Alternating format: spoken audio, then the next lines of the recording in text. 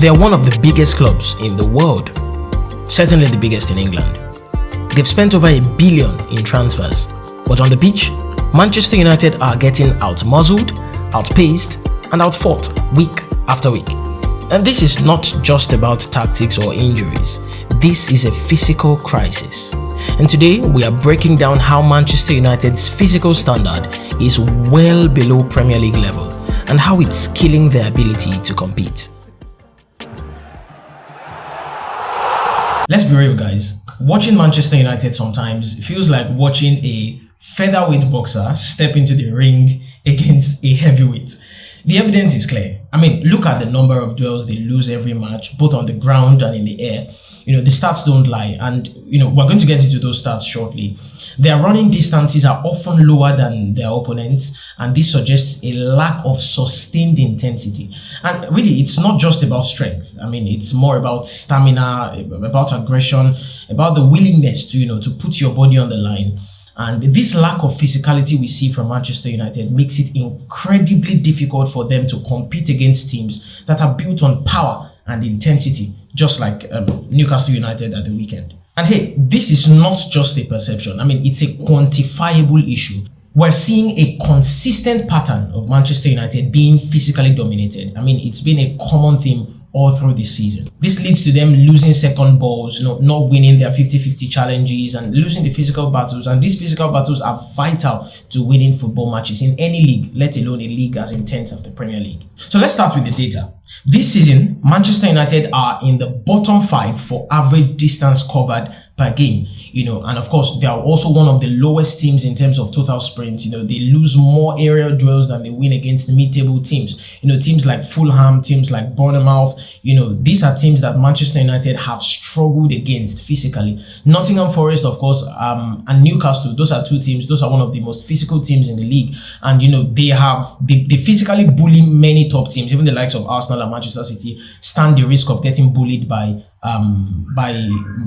Newcastle United and Nottingham Forest. However, the gulf in class we have seen over the past weeks, over the past months, in terms of the physical aspect of the game between Manchester United and even fellow mid-table teams, because currently, as per what we can see on the Premier League table, United are a mid-table team. And even alongside those mid-table teams, they don't match up physically, and in a league where the technical ability of each of the players are quite similar, you need to have a much better physical, standing for you to be able to compete. So when United play against teams like Leicester City, like Southampton, even though Leicester City may be able to match Manchester United physically, the technical quality that United have will overwhelm them eventually. But against other teams that are a little bit more matched in terms of technical abilities, like Fulham, like Bournemouth, like Brighton, like Forest, etc., like Newcastle at the weekend, Manchester United will struggle because they cannot compete physically.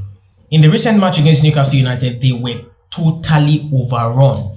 They won only 38 of 78 ground duels and won 9 of 28 aerial duels. That is, that is quite poor. And really, it's not just about running. It's about intensity. Like I said earlier, it's about aggression. It's about durability. And Manchester United looks second best across the board. So, who is not pulling their weight for Manchester United? And who are the physical weaklings in this team? And this is not a call-out video. I'm not trying to throw someone or make someone look bad. We just need to take a look at the personnel. That's what needs to be done, and ruthlessly so, by Manchester United board. Let's talk about Casemiro. I mean, I love Casemiro, or I would say I used to love him when he was at Real Madrid, and even in his first season at Manchester United, he was phenomenal. But now his mobility is declining, or has declined.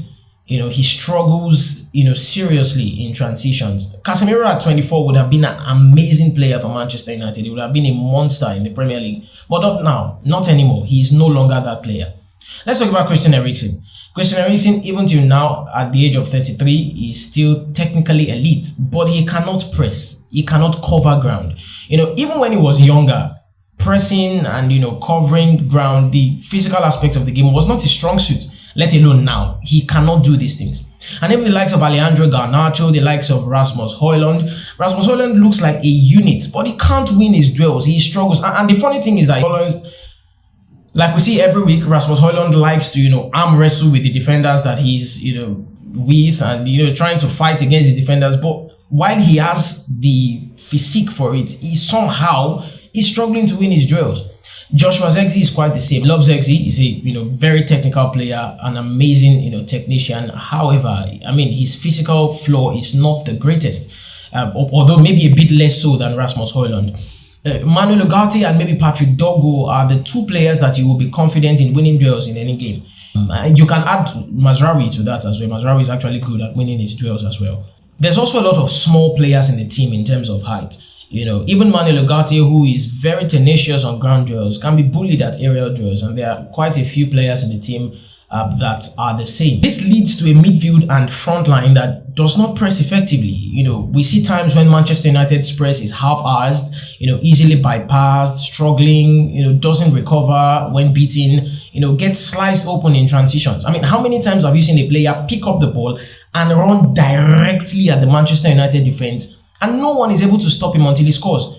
Harvey Barnes did it for Newcastle at the weekend. Anthony Elanga did it for Nottingham Forest a couple of weeks ago. It's been the story of the season. There are so many times we've seen a player pick up the ball, run directly. Mickey van der Ven for Tottenham Hotspur did it at Old Trafford earlier in the season. It happens a lot of the time, and it's the reason why these things happen is because of this physical deficiency I'm talking about in Manchester United. And hey, this is England. This is the Premier League. You don't survive here without legs and lungs. Ruben Amorim admitted after losing to Arsenal in December the physical intensity of the league. He said, and I quote, "You can do a starting lineup with the best players on the planet. Without running, they also won't win. We have to run like mad dogs. If not, we won't win." Now, when he said this, it became a meme kind of all over social media, Amorim saying United have to run like mad dogs. But truthfully, that is the case. Every team that must compete in the Premier League must have absolute monsters physically. Even Pep Guardiola, who is renowned for having players who are diminutive, who may not be the greatest physical specimen, but are amazing technically. Look at the players. He's starting to find players who fit in those two brackets, who are technically exceptional and physically gifted as well. Look at the likes of Rodri. Rodri is a unit. He's 6 foot plus. Ruben Dias 6 foot plus. Josko Gvardiol 6 foot plus. Erling Haaland. There are so many players. Even Kevin De Bruyne is about 6 foot as well. So we can see that they have players that are technical but are also physically gifted, and United don't have that at the moment, and that's what really affects them. So like Amorim said, they need players that can run like mad dogs. And that is very, very true. But as I said earlier, he quite simply does not have the players to run like mad dogs. Manchester United are built like a La Liga side. Soft underbelly, no athletic dominance, no runners, no fear factor. And this matters a lot in the Premier League. It's easy to say that Manchester United's problems are tactical. And over the weekend, I heard many pundits saying a thing or two about the three at the back. Ruben Amorim needs to change his tactics and whatnot. The players are not suited to the tactics and all of that. But if your team cannot run, your team cannot duel, your team cannot sustain intensity, no tactic will work, not in the Premier League. That's just the truth. They can't press high, they can't recover defensively, they can't win second balls in midfield. They lose transitions and they eventually lose the game. That's what happens. Physical intensity is the foundation of a team in the Premier League. And right now, Manchester United are building their house on sand. So what's the solution? It starts with recruitment and identity. You see, Manchester United need to recruit athletes, prioritize player with pace, with power and endurance, young legs, with elite engines, like what they did in January with Patrick Dogo. Patrick Dogo is a physical specimen, 6 foot plus. He has the stamina to run up and down the pitch all game. Those are the kinds of players that Manchester United should be going for. They need to clear out the slow core, the likes of Casemiro, Eriksen, etc. Thank them. Thank you very much. Move on. You can't carry passengers, not in the Premier League. Another point is conditioning and sports science. Manchester United need to be fitter, period. Compare their running starts to Fulham or Bournemouth. It's embarrassing. From what I'm hearing, Omar Barada actually is keen on seeing improvements on the sports science and conditioning front. So hopefully for Manchester United, they would get better on that front. But currently, it is embarrassing. And another point which has caused a little bit of debate over the past few days is the playing style. One of the things that United should do to get better physically is to stick with Ruben Amorim's playing style. Listen, it is clear that he wants to make Manchester United a hard-working, high-pressing team, and he has identified the physical faults in the team. The solution is not changing the system like many very knowledgeable pundits are suggesting. The same pundits who are suggesting that Amorim change his system were the same ones who crucified Ten Hag for shuffling between systems because of personnel. They need to stick to it. The players need to get used to it. Those who can't swim will sink, and then they're out the door. Manchester United should be ruthless. If you ask me, I've seen improvement here and there in Manchester United's general play since Ruben Amorim came in. The issue they are having, like I mentioned, especially in the Premier League, is the physical floor of the team is really low. And of course, in Europe, they're struggling to score because, Manchester United attackers are simply just not good enough. And those are the two issues. But as far as the Premier League is concerned, if Manchester United do not address the physical issues in their team, they will struggle again next season because they cannot do the things that they should do in a league as physically intense as the Premier League. Manchester United don't just need better tactics or new signings. They need a new physical standard because until they match the intensity of modern football, they'll always look like a team from another era. So United fans, what do you think? Do you agree or do you disagree? Are United not just fit enough for the Premier League? Do well to drop your thoughts below. Like the video please and subscribe to the channel. Hit the notifications bell for more football breakdowns every week. We go deep down on football every week and giving you the best analysis that we can muster. So do well to like the video, subscribe and hit the notifications button so that you get notified when there is content on the channel. This is the Football Slides TV. See you in the next video.